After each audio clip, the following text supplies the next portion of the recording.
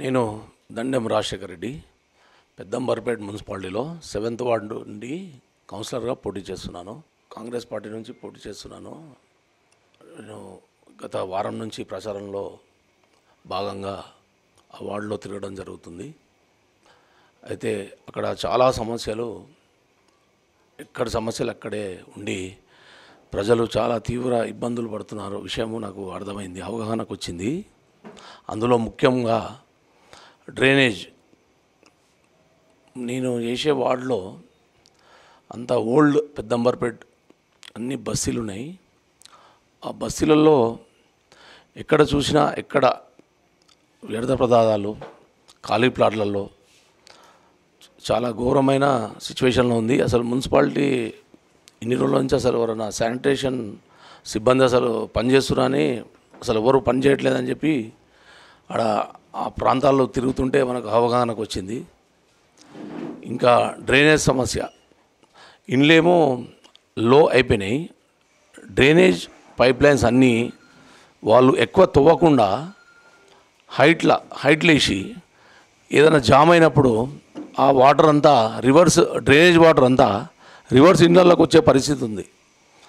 ఇంకా రోడ్లు కూడా ఈ ఎలక్షన్స్ ఉన్నాయని చెప్పి టీఆర్ఎస్ తరఫున ఎన్నికైన కౌన్సిలర్స్, ఇంతకుముందుకున్న మాజీ కౌన్సిలరు రాత్రే ఎలక్షన్స్ ఉన్నాయని చెప్పి రాత్రి అంటే ఒక క్వాలిటీ లేకుండా రోడ్స్ ఇప్పుడు కూడా వర్క్ నడుస్తుంది. నిన్న వెళ్ళినప్పుడు కూడా ఇంకా ఆ రోడ్స్ వేస్తున్నారు, అంత నాసి రకంగా వేస్తున్నారు.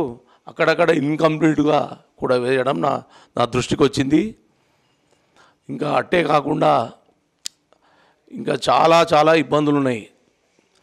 ఇంకా కొందరికేమో పెన్షన్స్ వస్తలేవు, కొందరికేమో ఇంకా రేషన్ సరిగా అందట్లేదు. అట్లా ప్రతి సమస్యకు కారణం ఇక్కడ ఉన్న సిబ్బంది కానీ ఇంతకుముందుకు ఎన్నుకోబడ్డ కౌన్సిలర్స్ కానీ అని నా అవగాహనకు వచ్చింది. ఇట్లాంటి ఇబ్బందులు ఏవి కలగకుండా నన్ను ఎన్నుకోమని, నేను అన్నీ మీకు చేసి పెడతానని ఈ 7th వార్డులో ఇంటింటికి తిరిగి నేను చెప్పడం జరిగింది. నేను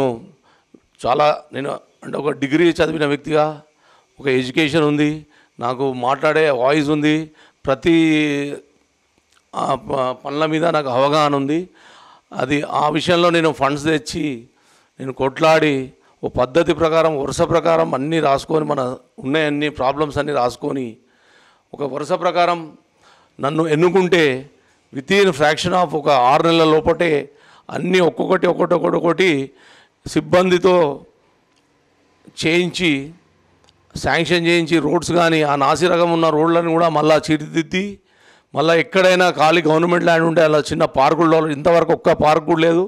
అంతా ఏదైనా ఖాళీ జాగా ఉంటే కూడా గవర్నమెంట్ జాగాలు ఉంటే కూడా అంత చెత్త కుప్పలతో వ్యర్థ పదాలతో నిండి ఆ ప్లాస్టిక్తో నిండి చాలా ఇబ్బందికరంగా పరిస్థితిలో ఊపిరి పీల్చుకుంటున్నారు అక్కడ ఆ ప్రజానికము. అట్లాంటి ప్లేస్లో ఏ చిన్న అవకాశము 200 గజాలు 300 ఏది ప్రభుత్వ భూమి ఉన్నా అందులో పార్కులు డెవలప్ చేసి మంచిగా యోగా చేసుకునేటట్టు కమ్యూనిటీ హాల్స్ కట్టి అవన్నీ చేస్తా అని చెప్పి కూడా నేను పబ్లిక్ చెప్పడం జరిగింది. కావున 7th వార్డు ప్రజానికానికి నేను కోరుకునేది ఏంటంటే, ఒక మంచి చదువుకున్న వ్యక్తికి, మంచి కష్టపడే వ్యక్తికి, మీకు ఎప్పుడు ఎల్లకాలం అందుబాటులో ఉండే వ్యక్తికి మీరు ఎన్నుకోండి.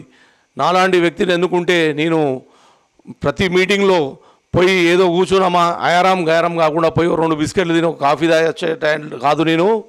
నేను కొట్లాడి ఫండ్స్ తెస్తాను, ఎంపీ గారుల ఫండ్స్ కూడా తెప్పిస్తాను, వాళ్ళకు సపరేట్ శాంక్షన్ చేపిస్తా. ఇంకోటి విషయం ఏంటంటే 7th వార్డులో ముఖ్యంగా నాకు 2 కాలనీలు ఉన్నాయి. అంబికా నగర్ అని చాలా దుర్భర పరిస్థితిలో ఉంది ఆ కాలనీ. ఇంకో కాలనీ శివగంగా కాలనీ అని ఉందండి.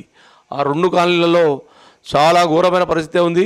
ఆ 2 కాలనీలకు నేను ఎన్నికైనాక వారం రోజులనే ఎంపీ ఫండ్స్కి వెళ్ళి తెప్పించి అలా ఉన్న ప్రాబ్లమ్స్ని ఇమ్మీడియట్గా నేను చేస్తా అని చెప్పి కూడా చెప్పడం జరిగింది.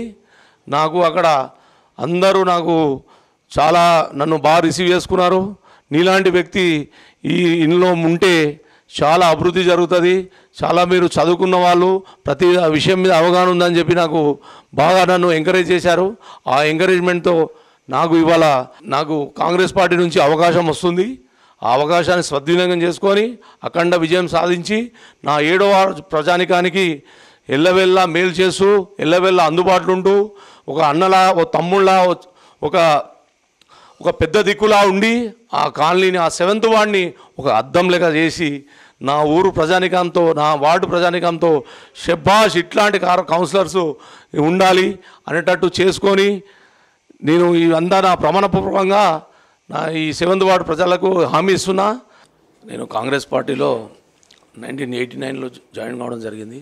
మన సుధీర్ కుమార్ గారు స్వర్గీయులు ఆయన ఆధ్వర్యంలో జాయిన్ అయ్యి ఒక 100 మంది యూత్తో నేను జాయిన్ అయ్యి ఆయనకు అంబర్పేట్ చరిత్రలో ఫస్ట్ టైం ఇన్ హిస్టరీ 300 ఓట్లు మెజార్టీ కాంగ్రెస్ పార్టీకి లైఫ్ టైంలో ఫస్ట్ టైం.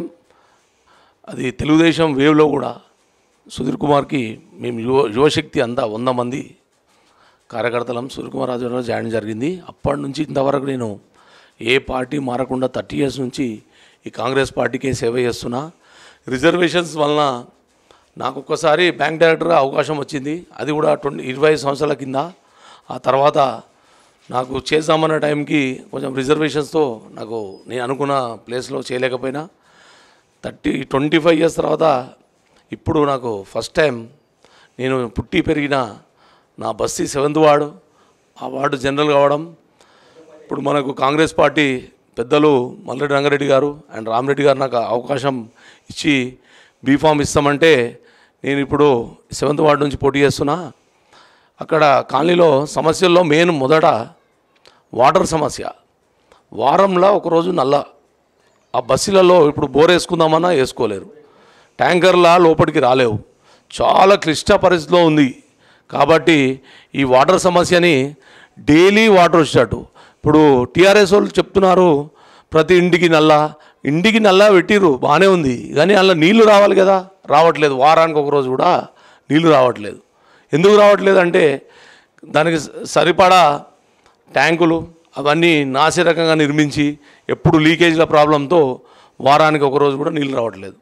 కాబట్టి ఇట్లాంటి సమస్యలన్నీ కొట్లాడి ప్రభుత్వంతో కొట్లాడి ఒక ప్రతిపక్షంగా మేము కొట్లాడి ఈ చైర్మన్ పదవి మాకు ఇస్తే మేము ఈ చైర్మన్ మేము అంతా కౌన్సిలర్స్ కలిసి పెద్ద ఎత్తున ఎమ్మెల్యే గారితో వాళ్ళతో ఫైట్ చేసి గవర్నమెంట్తో ఫైట్ చేసి పెద్ద ఎత్తున ఫండ్స్ తెచ్చి రోజు నీళ్ళు వచ్చేటట్టు డైలీ వాటర్ ఎట్లయితే హైదరాబాద్ జిహెచ్ఎంసీలో 2 daysకి ఒకసారి వస్తుందో దినం తప్పించి దినం అట్లాంటిది కూడా ఇక్కడ మనము ఏర్పాటు చేసుకొని దినం తప్పించి దినం నీళ్ళు వచ్చేటట్టు చేస్తానని చెప్పి కూడా నేను వాగ్దానం చేస్తున్నాను. నేను రాజకీయంగా 30 సంవత్సరాలతో ఒక మార్కెట్ కమిటీ డైరెక్టర్ కూడా చేయడం జరిగింది. హైదరాబాద్ మార్కెట్ కమిటీ డైరెక్టర్గా కూడా నాకు చాలా అనుభవం ఉంది. ఆ మార్కెట్లో కూడా నేను ఎన్నో చేసి అక్కడ అభివృద్ధి చేశాము.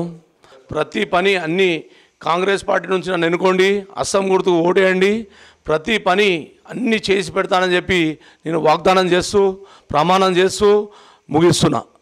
జై కాంగ్రెస్, అస్సాం గుర్తుకే మల్రెడ్డి రంగారెడ్డి గారి నాయకత్వం వర్ధిల్లాలి. ఇంకొక విషయము, అందరికీ ఈ సంవత్సర సంక్రాంతి శుభాకాంక్షలు తెలుపుతున్నాను.